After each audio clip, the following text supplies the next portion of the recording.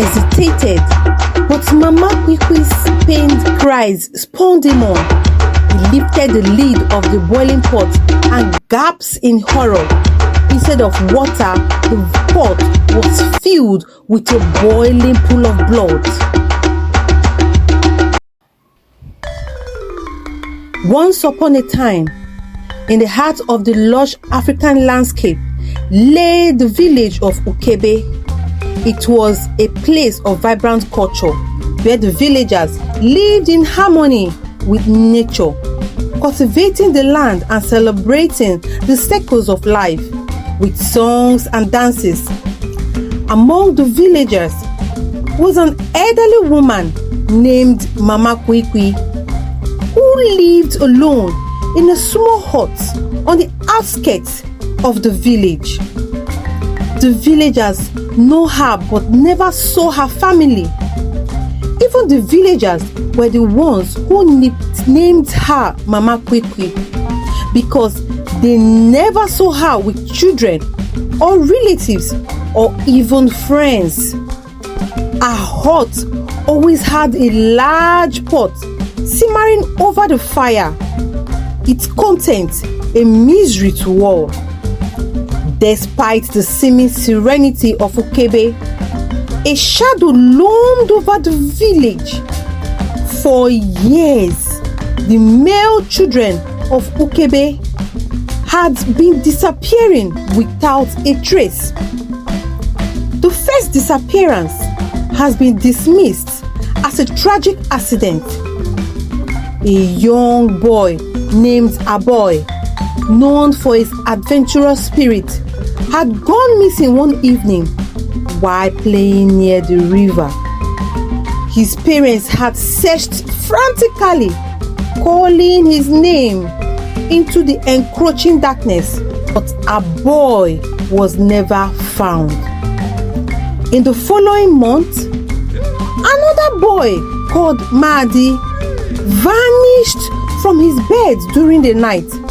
His mother had awoken to find his mat empty, the blanket nearly folded as if he has walked away.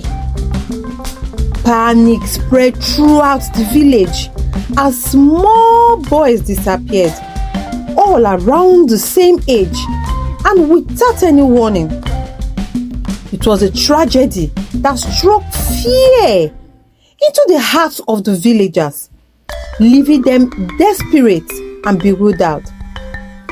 No matter how many times they sought solutions, consulted elders, or offered sacrifices to the gods, the disappearances continued unabated. The chief priest of Ukebe, a wise and reverend figure, had promised to uncover the misery behind this tragedy. Yet, on the very night he was to reveal his findings, he too vanished. This deepened the villagers' fears and suspicions, and many began to fear for their remaining children, keeping them close and avoiding distant errands.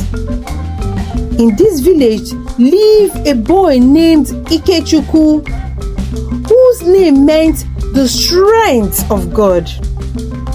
Ikechukwu was the only child of his parents, a boy known for his pure heart, his perpetual smiles, and willingness to help those around him. His parents had stayed together for years long without any children, until their chi had mercy on them and blessed them with Ikechukwu. His parents cherished him and always thanked the gods for giving them such a rare and wonderful child. Loved by all, his parents, like many others, were deeply protective of him, especially in the light of the ongoing disappearances.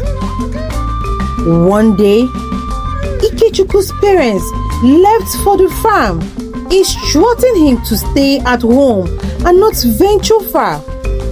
As they walked under the hot sun, Ikechukwu busied himself with chores and watched over their home. It was then that he saw Mama Kwikwi struggling to carry a large log of wood. He seemed weary, her frail frame barely able to support the weight. Despite his parents' warnings, Ikechukwu's compassionate nature compelled him to help Mama Kwikwi. "Let me help you with that," he called out, running to her side. Mama Kwikwi thanked him profusely, her eyes glinting strangely as she handed over the heavy load. "Thank you, Ikechukwu. Please help me carry this to my hut," she said. Though he hesitated, remembering his parents' instructions, Ikechukwu's desire to assist the old woman won out. Together, they walked to Mama Kwikwi's hut, the boy carrying the log with ease. Upon reaching her home, Ikechukwu set the log down and turned to leave, eager to return before his parents noticed his absence. But Mama Kwikwi stopped him, feigning a sudden ailment. "Please, my child, fetch me some water from the pot at the back of my hut to quench my thirst. I feel faint," she pleaded.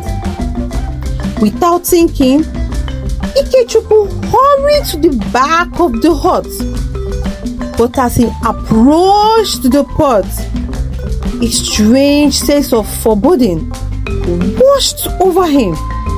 The pot was large and covered with an ominous aura emanating from it.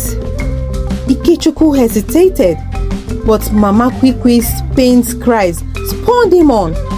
He lifted the lids and gasped in horror. Instead of water, the pot was filled with a boiling pool of blood. The sight was so ghastly that he shouted, "Chukwu!" in shock and fear. At that moment, the skies darkened and thunder rumbled ominously. The villagers, drawn by the thunder and the boy's cry, rushed towards Mama Kwikwi's hut. They arrived to find Ikechukwu trembling beside the pot, the lid clattering to the ground, and the pot disappeared. Mama Kwikwi, realizing she had been exposed, shrieked as her eyes clouded over with blindness. She began to confess, her voice filled with a mix of terror and guilt. "I killed my family for longevity. I lured the children with my magic and sacrificed them to renew my youth," she wailed. "I didn't know that this one is chosen by the gods to protect this village." The villagers listened in horror as she recounted all her evil deeds. She admitted to being responsible for the disappearances and the murder of the chief priest to silence him. The villagers, incensed and heartbroken, decided to banish Mama Kwikwi from Ukebe and send her to the evil forest where she will never return. As she was led away, blind and broken, the heavy burden lifted from the village. The curse that had plagued them was finally broken.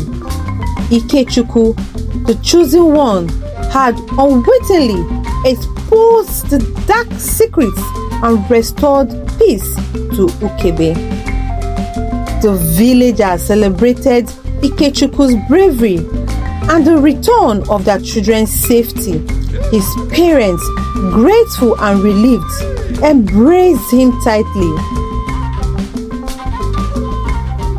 The story of Mama Kwikwi and her dark magic became a cautionary tale passed down through generations, reminding the people of Ukebe of the power and the strength of Chukwu, their God.